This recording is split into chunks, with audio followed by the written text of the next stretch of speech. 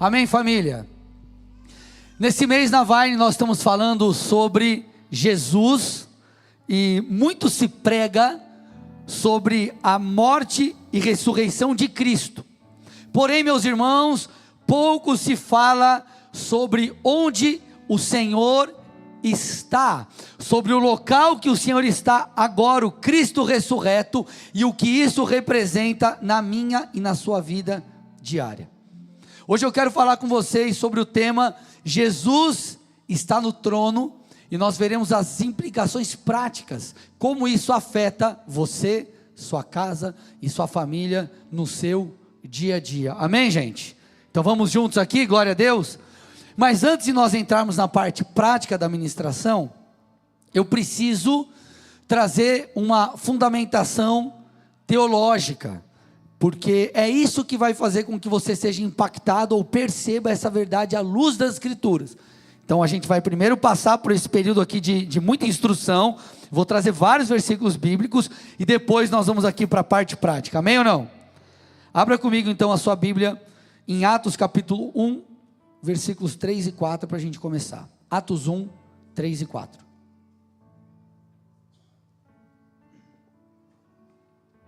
Ou melhor, nós vamos ler do 3 ao 9, desculpa, Atos 1, do 3 ao 9.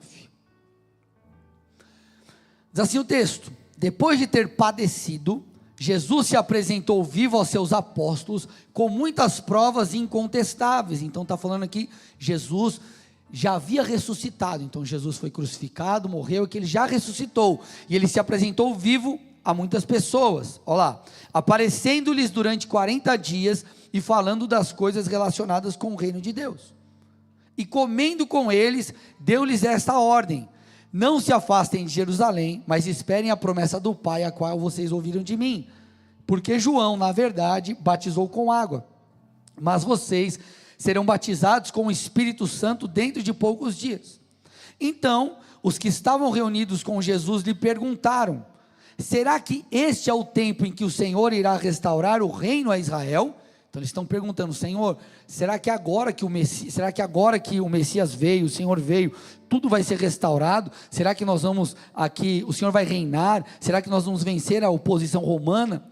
Jesus responde: não cabe a vocês conhecer os tempos ou épocas em que o Pai fixou pela sua própria autoridade, mas vocês receberão poder ao descer sobre vocês o Espírito Santo, e serão minhas testemunhas, tanto em Jerusalém, como em toda a Judéia, Samaria, até os confins da terra. E aí o versículo 9 diz, presta atenção: depois de ter dito isso, Jesus foi elevado às alturas, à vista deles, e uma nuvem o encobriu dos olhos.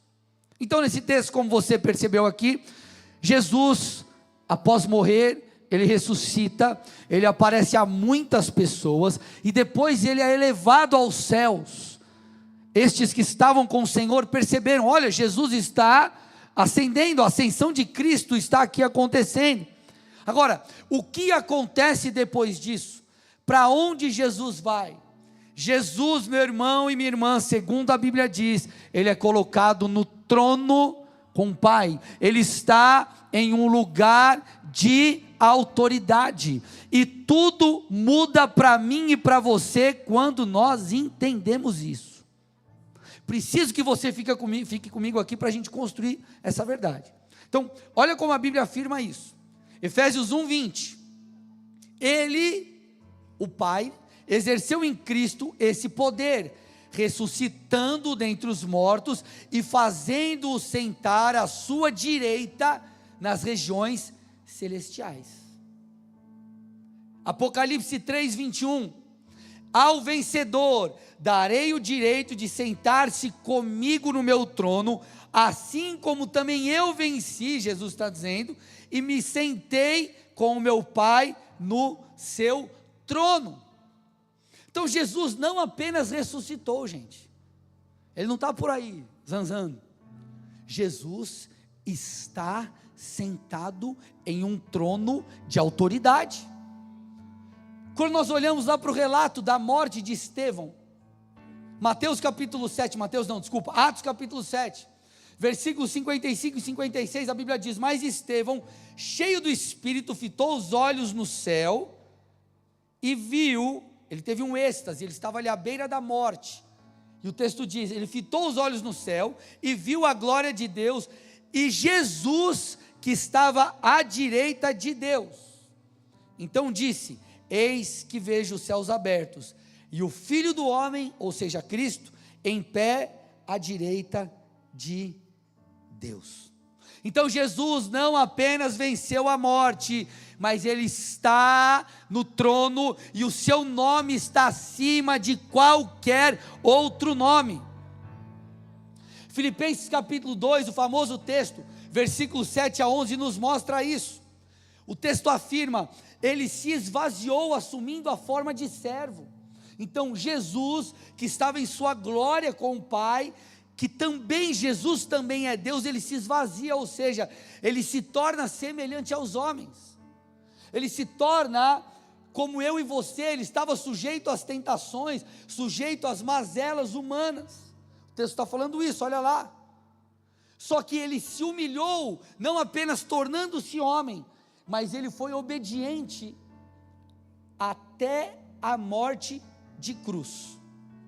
Só que olha o que aconteceu, versículo 9, a partir do 9 explica: por isso, olha lá, por isso, por causa de sua obediência, Deus o exaltou sobremaneira, e lhe deu um nome que está acima de todo nome, olha lá, para que ao nome de Jesus, todo joelho se dobre, não apenas nos céus, mas também na terra e debaixo da terra, e toda a língua confesse que Jesus é Senhor, para a glória do Pai.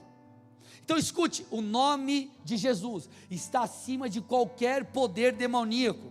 O nome de Jesus está acima da depressão, da ansiedade. O nome de Jesus está acima de qualquer enfermidade, falta de recursos, não importa. O nome de Jesus está acima de todo e qualquer outro nome. Ele está no trono, assentado no trono. Só que talvez nós olhamos e pensamos que se assentar, pode sentar aqui ou não? Pode. Está no trono, Jesus está sentado lá, e você acha que sentar é tipo, está cansado, vou ligar um dorama, pelo amor, né? Doraminha, pipoquinha, sentadinho, descansando, estou relax. Jesus está lá de boa, né? Sofreu muito aqui, então está na hora de Jesus descansar, né? Assistir um filminho, dar uma relaxada. Ei, irmão, escute. Jesus não está sentado para descansar, Jesus está sentado no trono como a figura de um rei. Ele se assenta no trono e ele está nessa posição para governar. O Pai diz: a Jesus foi dada toda a autoridade nos céus e na terra. Quando o homem peca, ele entrega a chave de certa forma a Satanás. Satanás continua agindo, mas nós servimos a um Deus que tem mais autoridade do que qualquer outro nome no mundo espiritual. Por isso que 1 Pedro 3,22 diz que depois de ir para o céu, está à direita de Deus, Cristo, ok? Ficando-lhe subordinados anjos, potestades e poderes. Muitas vezes nós nos esquecemos que Jesus está no trono, que Ele tem todo o poder. Olha que interessante, quando Paulo fala aos Colossenses, ele explica um pouco daquilo que aconteceu com a obra de Cristo. É óbvio que ele está falando aqui no sentido de salvação, de princípios espirituais que nos tocam, mas essa verdade toca várias áreas das nossas vidas por consequência. Colossenses capítulo 2, versículos 13 a 15. E quando vocês estavam mortos nos seus pecados, Ele lhes deu vida juntamente com Cristo, perdoando todos os nossos pecados, cancelando o escrito de dívida que era contra nós e que constava de ordenanças, o qual nos era prejudicial, e removeu inteiramente, cravando na cruz. Então, ele está dizendo, nós antes estávamos presos por causa do pecado. O pecado traz como resultado a morte espiritual, o distanciamento de Deus, o vazio no nosso coração, traz diversas mazelas, inclusive para nós. Só que ele diz que Jesus morreu por nós, e ele vira o jogo, quando nós cremos em Cristo, seguimos, o jogo muda. Por quê? Porque agora eu tenho vida eterna, porque agora eu tenho paz, porque agora eu tenho vida com o Senhor. Só que ele explica o porquê isso acontece. O versículo 15 nos mostra, e despojando os principados e as potestades publicamente, ou seja, todos viram, foi na cruz, e os expôs ao desprezo, triunfando sobre eles na cruz. Olha que interessante. Então ele está falando que os poderes espirituais foram humilhados na cruz, porque ali Jesus venceu. Quando o inimigo imaginou que a morte de Jesus seria o fim, olha aí, esse daí que veio como Messias e fez muitos milagres e maravilhas, todos estão exaltando, multidões o seguem, agora eu mandei ele para a cruz. Ei, irmão, ali Satanás perdeu o jogo, porque esse era o mistério de Deus. Deus mandou Jesus para a cruz, para que ele pudesse ressuscitar, ok? Nos dar vida eterna, e agora ser colocado num lugar de suprema autoridade, para que as nossas vidas sejam transformadas. Então a cruz foi a grande vitória do Senhor, e por isso que Mateus 28:18, quando Jesus já estava ressurreto, ele diz assim: toda autoridade me foi dada. Toda autoridade me foi dada nos céus e na terra. Você está me entendendo? Eu não estou falando só de um princípio espiritual, ou melhor, de algo que toca as nossas vidas só na questão espiritual.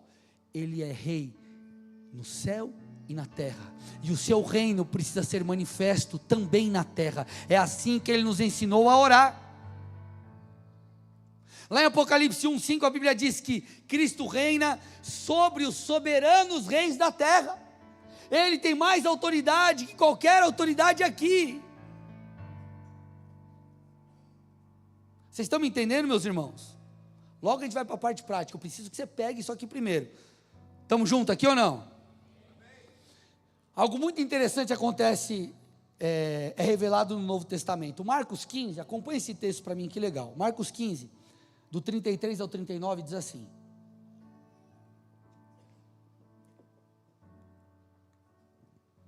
o relato da cruz, Marcos 15, 33 a 39. Chegado o meio-dia, houve trevas sobre toda a terra até as 3 horas da tarde, ok? E às 3 horas, Jesus clamou em alta voz: Eloi, Eloi, lema sabachthani.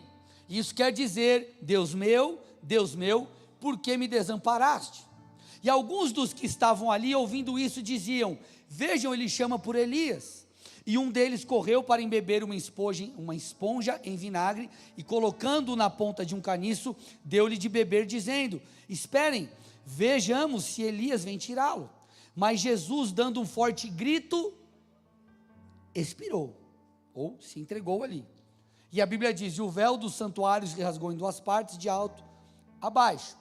E o centurião, esse é o detalhe importante, e o centurião que estava na frente de Jesus, estamos falando de um oficial romano, alguém que era opositor do povo de Deus, e um centurião que estava em frente de Jesus, vendo que assim havia expirado, vendo que Jesus morreu, disse: verdadeiramente este homem era o Filho de Deus. Eu preciso que você preste atenção nisso aqui. Verdadeiramente era o Filho de Deus. Quando nós olhamos essa expressão, Filho de Deus, nós nos lembramos da referência que isso é feito a Jesus, nós lembramos lá do batismo, quando Jesus é batizado, que o Pai falou: tu és o meu Filho amado, em quem me comprazo. Só que nesse caso, quem está falando é um romano, não era um judeu. Para um romano, havia um único Filho de Deus, e esse Filho de Deus era o imperador.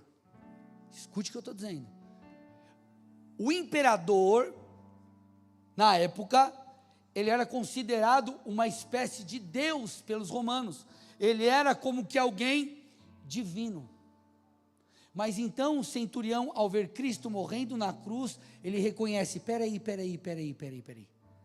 Não há outro Deus senão o Deus dos judeus. Não há outro rei senão esse que foi para a cruz. Não é César, não é o imperador, não é ninguém, não é nenhum poder na terra, é o Filho de Deus que reina. Nós temos que entender isso, irmãos. A vida espiritual não é só uma vida espiritual no sentido de dimensões espirituais, ela toca a nossa vida aqui. Mas muitas vezes a nossa falta de fé está atrelada a não compreendermos quem Jesus é, ou onde Ele está agora. Pastor, ok, tudo bem, mas o que isso tem a ver comigo? Vamos lá, você está pronto ou não? Está preparado? Que esse texto vai mudar tudo para você. Efésios 2, 5 a 7. Estando nós mortos em nossas transgressões, nos deu vida juntamente com Cristo. Pela graça vocês são salvos. Olha agora.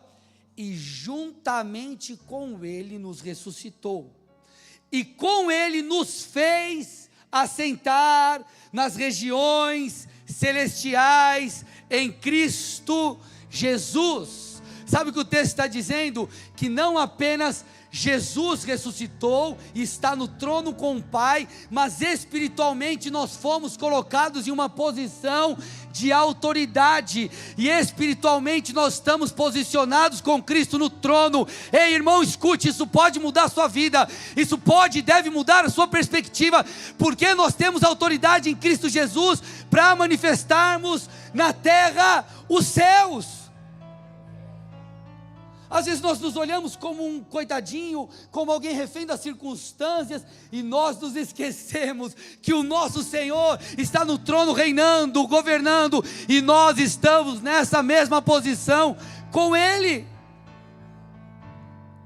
É óbvio, Satanás continua agindo, é óbvio, nós continuaremos passando por tribulações, por desafios, por dificuldades, há uma batalha.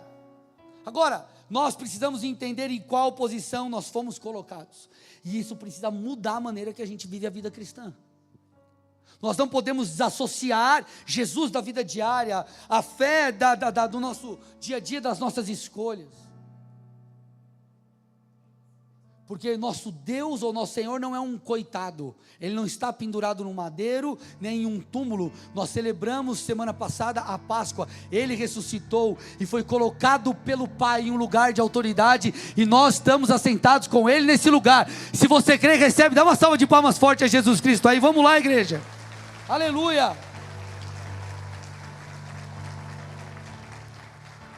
Entendida essa primeira parte, vamos aplicar tudo isso aqui, tá? Então, primeira coisa que a gente precisa refletir, eu quero falar sobre 3. Primeira coisa que a gente precisa refletir é: Cristo está no trono, ok? Espiritualmente Ele está no trono, você pode crer nisso ou não crer, Ele está, é um fato. Agora, será que Cristo reina nas minhas escolhas diárias? Essa é a primeira reflexão que a gente precisa fazer. Cristo está no trono, Ele reina, Ele está acima de qualquer poder e autoridade. Mas será que Ele reina na minha vida? A gente precisa refletir sobre isso. O que o meu relacionamento com Deus tem produzido em mim? O que ler a Bíblia, o que a oração, o que a comunhão com os irmãos tem gerado, tem feito comigo e em mim? Porque fé não diz respeito a uma espiritualidade desassociada da vida diária. Mas a fé molda a minha visão de mundo, muda a maneira que eu enxergo todas as coisas. Então a Bíblia se torna para mim um manual de vida. Ele não é o Senhor de uma vida espiritual que eu vivo aqui, mas quando chega a segunda-feira, eu caminho de outra forma. Não. Nós nos reunimos para adorar o Senhor, e quando eu saio daqui, é a Bíblia que comanda a minha vida. Então nós não podemos viver a fé como algo, como um misticismo barato. Mas nós precisamos entender que, como filhos de Deus, nós temos o Espírito Santo. E os filhos de Deus que têm o Espírito Santo, são guiados pelo Espírito. Então, será que a nossa visão de mundo tem sido mudada pela Bíblia? Porque a nossa fé não diz respeito apenas ao que não fazemos, mas ao que fazemos. E essa foi uma abordagem muito legal, eu quero tomar emprestada aqui do nosso querido professor da Escola Bíblica, José Felipe. Foi muito acertada na aula que ele trouxe, né, e ele falou desse aspecto. Porque muitas vezes nós achamos que a nossa fé, ela diz respeito àquilo que nós não devemos fazer. Tudo é o não. O crente não pode ir para balada, não pode fazer isso, não pode fazer aquilo, eu não posso. Agora, o que como filho de Deus eu faço? O que eu devo fazer? Como eu manifesto a glória de Deus? Então não diz respeito ao que você não pode fazer, mas diz respeito ao que você faz, porque você foi transformado pela palavra. Eu fui mudado, eu fui moldado, eu vivo de outra forma, minha visão de mundo é outra, minha mentalidade é outra, logo, consequentemente, as minhas escolhas são outras. Não é porque eu não posso, mas é porque eu me tornei, então eu ajo de maneira diferente. Não é uma postura passiva, mas é ativa. Vocês estão aqui, gente, ou não? Eu vou dar um exemplo aqui básico. Falei sobre isso terça no discipulado, que foi muito legal. Eu fiquei com os solteiros, pastor Marcel e pastora Carol ficaram lá com os casados no discipulado. E uma pergunta que fizeram foi: pastor, pode um crente casar com quem não é crente? Eu vou mostrar através dessa perspectiva. Pode, pastor? Por que a pessoa está falando isso ou está fazendo essa pergunta? Porque ela pensa assim: puxa, e se eu arrumar alguém bonito, cheiroso, rico, olha, irmã, imagina que maravilha, milionário, um mês você está em Paris, outro mês você está em Dubai, outro mês você está em Nova York, outro mês você está em, sei lá onde, olha que bênção, aleluia, né? Em Matinhos, tudo. Porque na cabeça da pessoa é assim: eu sou um cristão, então eu tenho que encontrar alguém que é uma pessoa moralmente correta, é tipo um conservador, vamos dizer assim, entendeu? Então eu estou pensando no que eu não posso fazer. Tem que mudar a cabecinha, gente, nossa. Não é o que eu não posso, é o que eu devo fazer. Porque um filho de Deus, ele entende que a família, ela tem por fim glorificar a Deus. E o papel do pai, por exemplo, é discipular o seu lar, discipular o seu filho. Aí você, mulher que está esperando em Deus, você quer casar com alguém que não ama Jesus? Você quer casar com alguém que não vai ensinar seu filho a amar a Deus? Você quer casar com alguém que não vai seguir os princípios que você tem seguido? Então nós ficamos perguntando: será que eu posso? Ou que eu não devo, sendo que nós deveríamos pensar no seguinte: a Bíblia ordena que a família glorifique a Deus, porque a família é o principal núcleo, onde por meio, um núcleo por meio de onde o reino de Deus se multiplica. Vocês estão me entendendo, amados irmãos, ou não? O que eu posso, eu não posso. Pastor, seguinte, agora eu vou falar, hein? Posso falar ou não?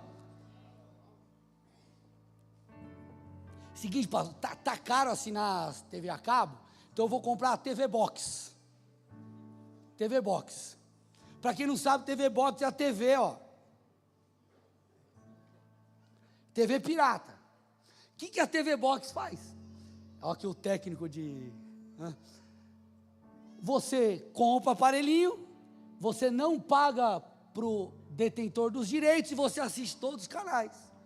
Premier 1, 2, 3, 4, jogo do Atlético, do Atlético não passa mais, né? Tô brincando. Atlético passa no SBT, tô brincando, gente. Todos os jogos que você quiser. Pastor, mas paga a taxinha para quem? Para os bandidos. Aí que eu estou tendo, pastor, credo, não posso. Irmãos, não tem a ver com o que não pode, tem a ver com é justo. Se você fosse o dono, alguém está roubando você, é justo? Não, a Bíblia me manda, como filho de Deus, praticar a justiça. Então não é o que eu não posso, é o que eu faço. Ai, pastor, mas eu não posso contar mentirinha, aquela mentirinha, não sei se já ouviu essa expressão, mentira branca. Sabe o que é mentira branca? É a mentira que não fere ninguém. Não é que eu não posso mentir, a Bíblia diz que o crente fala a verdade. Opa, então não é que eu não minto porque eu não posso, é porque eu ajo, eu falo a verdade, eu sou um filho de Deus. Alô? Cristo está no trono espiritualmente, mas será que Ele está no trono da minha vida? 1 Coríntios 10, 31, portanto, se vocês comem ou bebem, ou fazem qualquer outra coisa, façam tudo para a glória de Deus. Pergunte a si mesmo, o que eu tenho feito, glorifica a Deus? A maneira que eu tenho agido, exalta o Senhor? Então não tem a ver com aquilo que eu deixo de fazer, mas tem a ver com aquilo que eu faço, porque eu sou um filho de Deus. Então, irmãos, nós não podemos viver a fé num aspecto místico, ou místico no sentido, misticismo barato. Eu entro aqui, adoro Jesus, saio daqui, vivo uma outra vida. Amém ou não, gente? Jesus está no trono, e isso afeta a nossa vida. E segunda coisa aqui, em que o reinado de Cristo nas regiões celestiais nos afeta. Nós temos nele um lugar de segurança e confiança. Escute isso. Irmãos, todo projeto de Deus sofrerá oposição. Você precisa entender isso. Não, pastor, porque algo é de Deus, não vai ter oposição. Porque algo é de Deus, só vai dar certo, não vai dar trabalho, não vai ter problema. Irmãos, todo projeto de Deus sofrerá oposição, porque nós temos um inimigo. Esse inimigo é o cão chifrudo, Satanás. Sei lá que nomes quer dar para ele. Está lá o desgraçado, sem graça. Não tem graça sobre ele. Amém ou não? Vocês estão aqui? Nós temos o inimigo. Então, irmãos, nós sofreremos oposição. Paulo, ele quando escreve aos Coríntios, ele conta os seus planos de viagem. Ele afirma que ele ficará mais um tempo em Éfeso, porque foi dada uma clara oportunidade a ele. Põe para mim aí, 1 Coríntios 16, 8 e 9. Foi dada uma clara oportunidade para a pregação do Evangelho. Olha lá, 1 Coríntios 16, 8. Mas ficarei em Éfeso até o Pentecoste, porque uma porta grande e oportuna para o trabalho se abriu para mim. Só que olha o que ele diz no final do versículo: e há muitos adversários. Então Paulo está dizendo, meu papel, eu sou um apóstolo, meu papel é pregar a mensagem. O seu contexto de vida é outro, talvez o teu chamado é diferente, e o que Paulo está falando é, eu estou indo cumprir a vontade de Deus. Deus abriu uma porta, mas há muitos adversários. Escute, haverá adversários para tentar impedir o propósito de Deus de se cumprir na sua vida. Escute o que eu estou falando. Por isso que lá em 1 Pedro 5, 8 e 9, Pedro disse, sejam sóbrios, sejam vigilantes. O inimigo de vocês, o diabo, anda em derredor, como um leão que ruge procurando alguém para devorar. Então ele afirma, resistam-lhe, firmes na fé, certos de que os irmãos de vocês, espalhados pelo mundo, estão passando por sofrimentos iguais aos de vocês. Muitas vezes nós achamos assim, nossa pastor, estou passando um problemão. Você acha que você está sozinho? Só você está passando por isso. Pedro está dizendo, ei, relaxa, tem um monte de gente passando por problemas, e muitas vezes problemas como o seu. Resista firme, permaneça firme. Há um inimigo que quer te derrubar, que quer te destruir. Há uma guerra espiritual, uma guerra cósmica, para impedir que a vontade de Deus se cumpra em nós.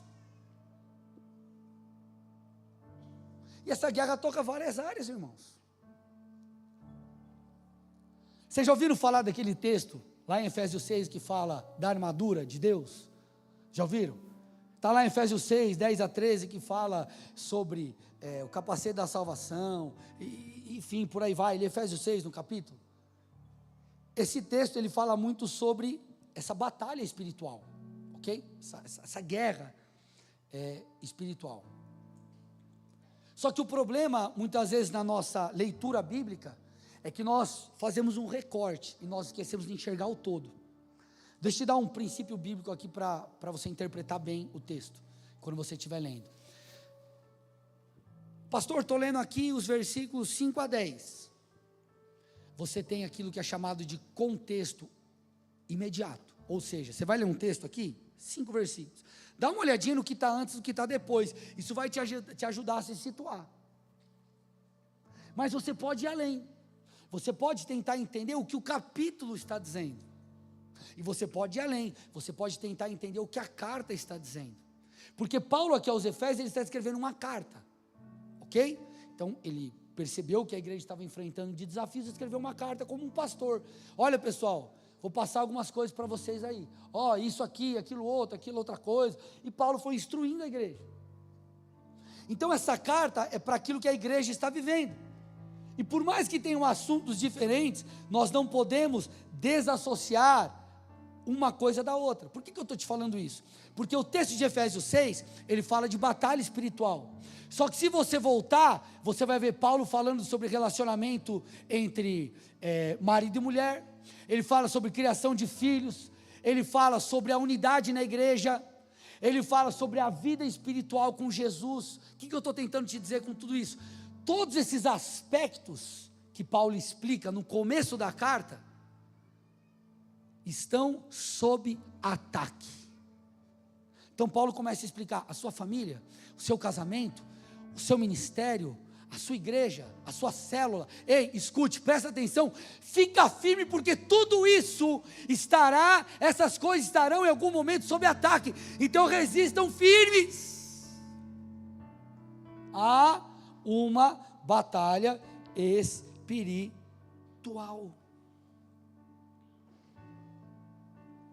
1 Timóteo 1, 18 e 19, esta é a admoestação que faço a você, meu filho Timóteo, segundo a profecia, ou as profecias que anteriormente foram feitas a seu respeito, que, firmado nelas, olha o que ele está dizendo, ei, você tem palavra, Timóteo, Paulo está falando para ele, você tem profecia, Timóteo, combata o bom combate, permaneça firmado nelas, mantendo a boa consciência e a fé, porque alguns, tendo rejeitado a boa consciência, vieram a naufragar na fé.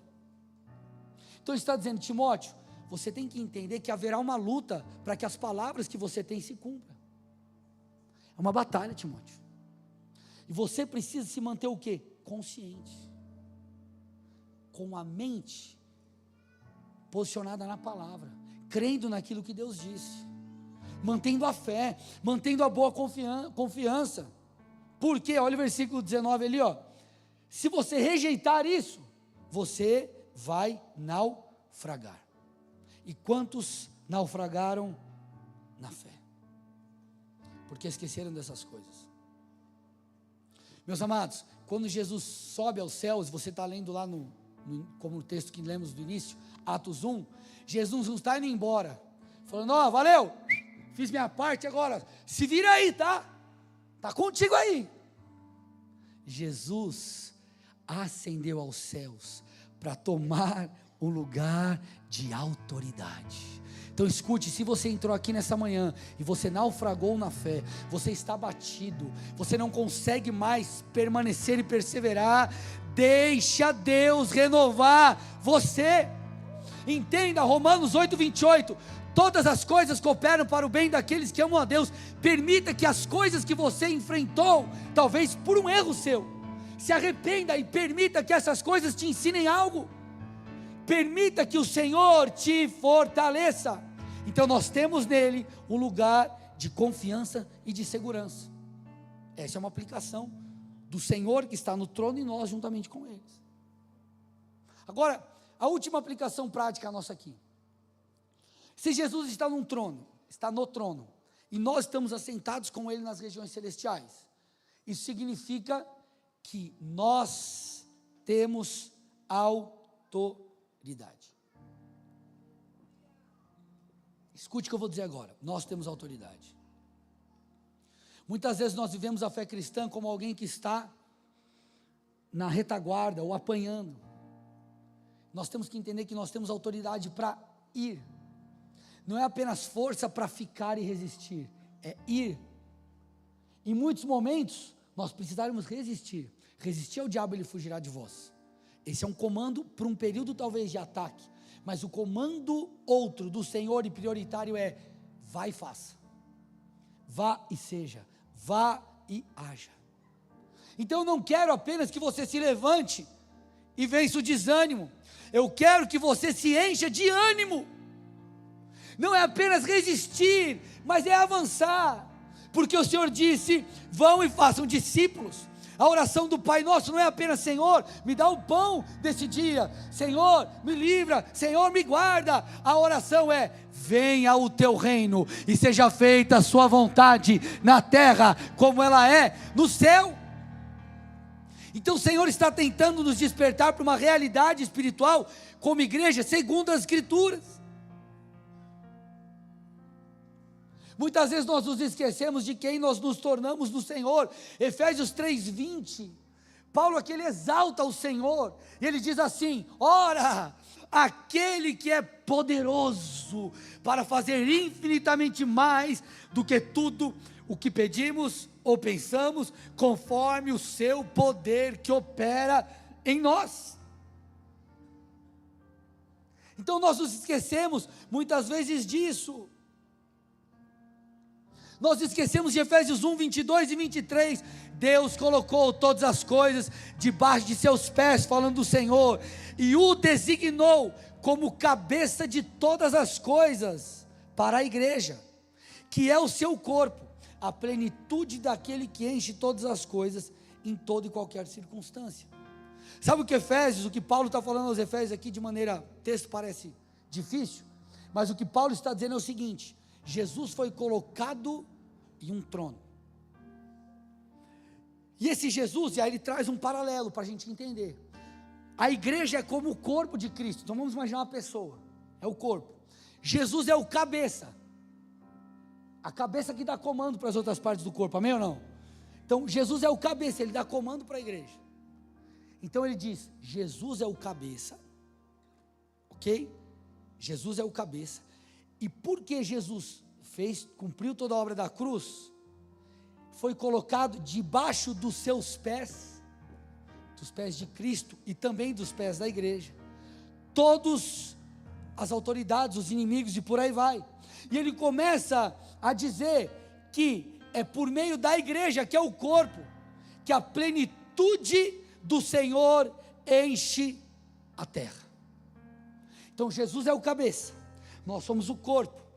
Jesus, que está no trono, designou a igreja para ir e fazer discípulos, ou seja, designou a igreja para refletir a glória de Deus aqui. O Jesus que antes habitava, fez milagres e fez muitas coisas, é o Jesus que está no céu, mas Ele enviou o Espírito Santo para habitar dentro de nós, para nós irmos e fazermos as mesmas obras que Ele fez. Ou seja, Deus manifesta o seu reino nessa terra por meio da igreja. E às vezes nós estamos abatidos, como que se sentindo fracassados, não nos levantamos. Puxa, meu casamento não vai dar certo, as promessas de Deus não vão se cumprir. Puxa, eu não vou vencer esse quadro emocional que eu estou vivendo, eu não vou vencer essa situação, eu não posso superar, não é possível. Olha para as circunstâncias, o Senhor está dizendo: eu sou o cabeça, você é o meu corpo, e é através de você, igreja, que eu levo a minha vontade. Nós nos esquecemos disso, irmãos. Então nós precisamos nos levantar. Talvez um milagre de restauração no seu lar, talvez não, isso é um fato, vai demandar que você se levante e entenda isso. Peraí, eu vou me levantar. Se eu estou errado, e eu acho que não é possível eu mudar, eu ser liberto disso, ser liberto daquilo, eu vou me levantar, eu vou me posicionar, porque eu estou em Cristo e é possível, o Senhor vai me ajudar. Talvez você precise de uma mudança financeira na sua vida, se levante, se posicione, viva as Escrituras. Eu tenho um chamado, se levante, irmão, se posicione. Se Jesus está no trono e nós estamos com Ele, nós temos que entender por que nós fomos comissionados. Vocês são, Jesus disse, a luz do mundo. Vocês iluminam as pessoas. Agora, não se pode esconder uma cidade, o texto diz, situada no alto do monte. Nem se acende uma lamparina para colocá-la debaixo de um cesto, mas no lugar adequado onde ilumina bem os que estão na casa.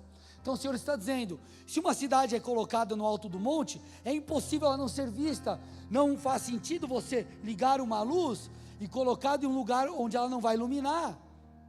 Ele está dizendo, se você tem luz, é luz no Senhor, você deve iluminar. Então é tempo de nos levantarmos, irmãos. É tempo de você se levantar na sua casa. É tempo de você se levantar no seu trabalho. É tempo de você se levantar ali onde você vive. Porque talvez você não vai mudar o mundo. Quem sabe Deus vai te levantar para ser uma grande luz. Mas nós nos esquecemos que o que enche a terra é a plenitude da igreja, que é o corpo. Ou seja, o Senhor, por mais que levante pessoas para grandes coisas, Ele conta comigo e contigo para gerarmos esse efeito nos corações. Então nós precisamos crer, meus irmãos. Nós precisamos nos levantar, meus irmãos. Nós precisamos fazer algo. E eu termino com o que a Bíblia relata no livro de Esther. O povo judeu estava vivendo sob outro império. Esther, uma jovem judia, havia se tornado rainha. Um homem chamado Amã, influente no governo, odiava os judeus e resolveu convencer o rei a assinar um decreto que exterminaria todos os judeus do império. Contudo, quando Mardoqueu, tio de Esther, soube disso, ele manda um recado para Esther, que era a rainha, e pede para ela: Esther, se levante diante do rei para salvar o povo. Só que Esther sabia, se a chegar diante do rei sem ser chamada, poderia custar a sua vida. Então ela ficou temerosa com a sua vida. Só que diante disso Mardoqueu afirma, Esther 4,14, por que, Esther? Se você ficar calada agora, de outro lugar virá o socorro e livramento para os judeus, mas você e a casa do seu pai perecerão. E aí afirma o texto, mas quem sabe se não foi para um momento como esse, uma conjuntura como essa, que você foi elevada à condição de rainha. Irmãos, por causa da coragem de Esther, o plano de Amã é desmascarado, o povo judeu é salvo da morte, uma nova lei é decretada, e isso resulta em vitória, em livramento, em celebração. E escute, quem sabe esse não é o momento que você deve se levantar.